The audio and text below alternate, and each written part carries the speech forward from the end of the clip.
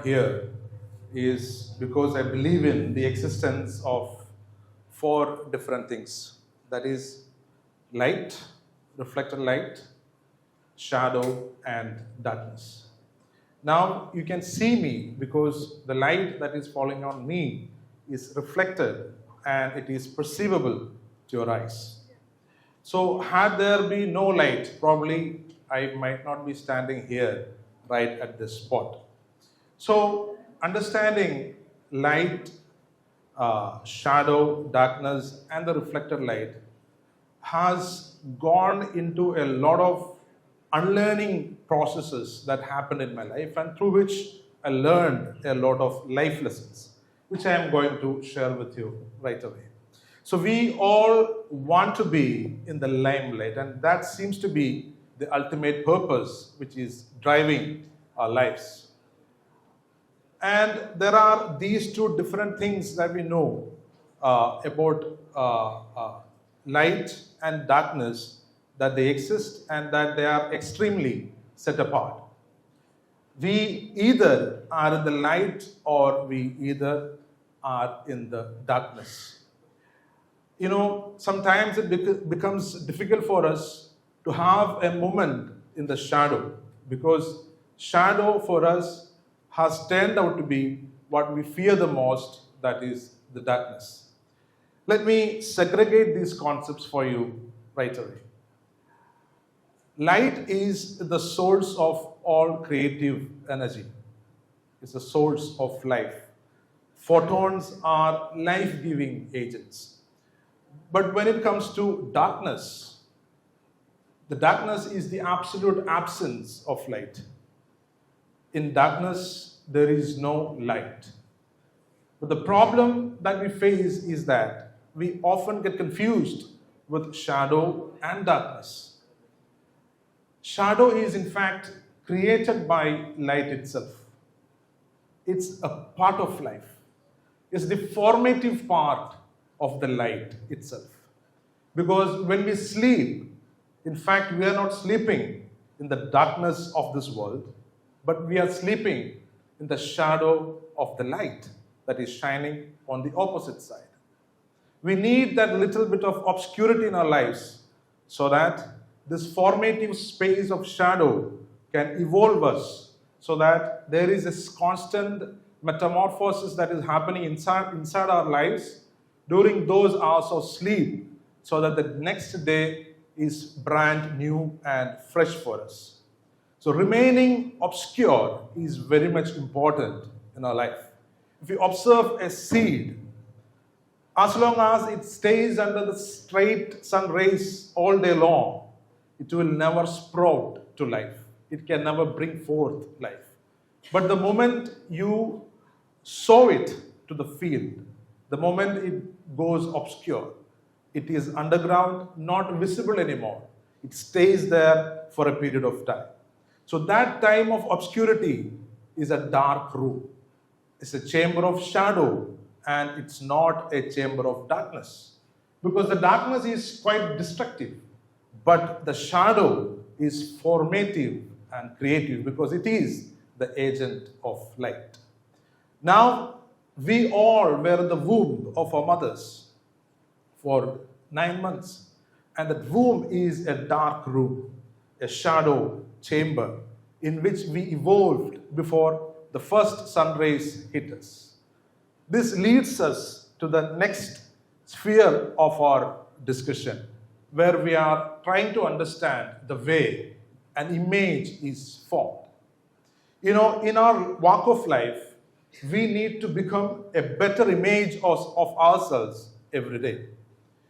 You know, in photographic terms, when the light reflects on a surface, that light gets reflected, and the reflected light carries a lot of information about that surface where it was hit.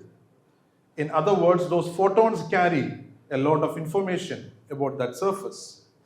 Now, that being said, there is a lot of reflected light in this room. There is reflected light bounced off me and from different surfaces. So wherever there is reflected light, you can, if you know the way to handle that, you can create create an image of that subject. Now, the reflected light needs to be controlled through a certain amount of darkroom, because a lot of light cannot help you evolve. Let me repeat that sentence. A lot of light cannot help you evolve. You need those spheres of shadow, of loneliness, of being obscure in your life to become a better version of yourselves. And this has to happen on a continuous period of time, in a frequency. Now, this reflected light, normally we take it through something called a pinhole. In the lens, we call it the iris. And we project it, as I mentioned earlier, into a dark room. Now, interestingly, the very meaning of the word camera is simply a dark room. Now you see, if you want to capture the image, you need to take the reflected light in a very controlled manner, and you need a certain amount of darkness, which is not destructive. To be more specific, the chamber of shadows, to separate the image from the reflected light. So this is a very big lesson that I learned from my life through the art of cinematography. Beyond all the technicalities, this helps me to become a better version of myself every day, to respond to different challenges that I face in my life, to keep evolving in a better way, to become a better version of myself. You know, as I mentioned earlier, light is the source of, it's a creative source and it's a force of creative formation. Now, how do we in our life become a better image? Number one, you need to understand that light is required in our life. You need to know what is the light of your life. Number two, you need to be in the light path so that the light is reflected. And most often, you can see the light only if there is a subject to reflect it. Now, you can see me, or you can sense this light that is hitting my face by understanding me, how much of it that I am reflecting. If I am not standing there, let me, with your permission, move out of this place. Now the light is going and hitting a dark surface. Here there is light, but you are not able to perceive it or realize it, how much of light is present there. Now to know the light, in fact, you have to come into the path of light and you have to reflect light. And it is only when you reflect light, simply means that you can become a better image. So knowing that the light is powerful, knowing that the light is a source of creative energy does not help you become a better version of yourselves. You need to learn to have to reflect light, which means, photographically, any surface that reflects light becomes the light itself. That being said, let me simplify that concept for you. When you reflect light, you are actually becoming a light source itself. Not the direct source of light, but as I mentioned earlier, the light that is reflected from me right now carries the very information of me. That means those lights are personified by me. They are very subjective. I have my perspective in those lights that are reflected off me.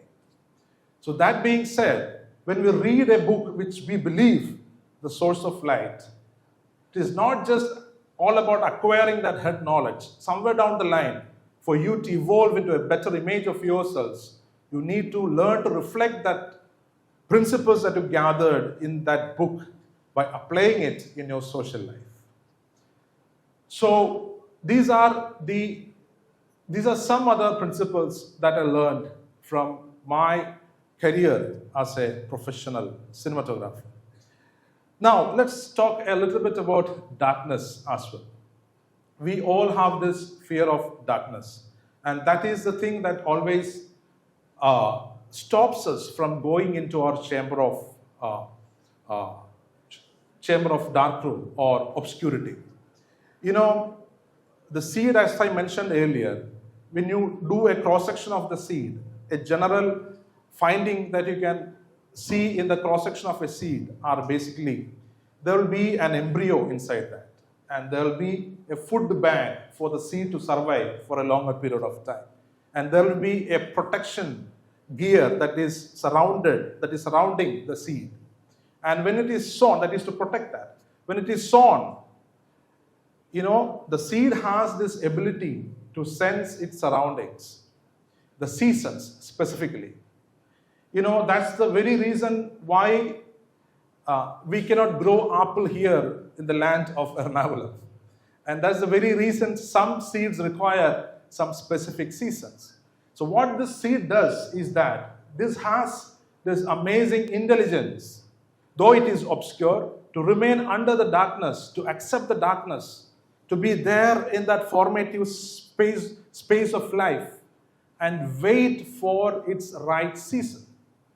It senses the land that is nearby, and when it is the right season, you know, it wakes up from the hibernation and draws energy and it sprouts out.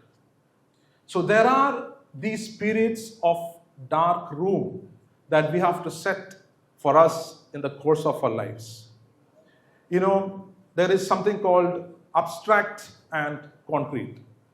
Abstract means things are not visible, and concrete means things are visible. And most often, data can be made out of concrete things.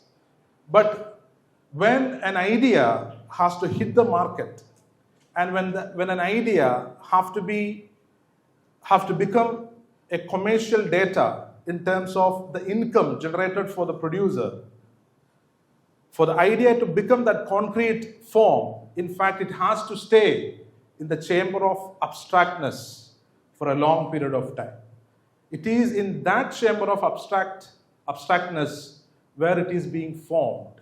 So I encourage all of you, when there is a time of loneliness in your life, or when there is this time of obscurity, when you feel nobody is accepting you, when you feel everybody is rejecting you, probably it is time for you to evolve into a better version of yourselves. Probably it is time for you to go back into that womb, which is the dark room, where you can put your very abstract ideas, nurture it, and let it sprout in the due season. Happy imaging. Thank you.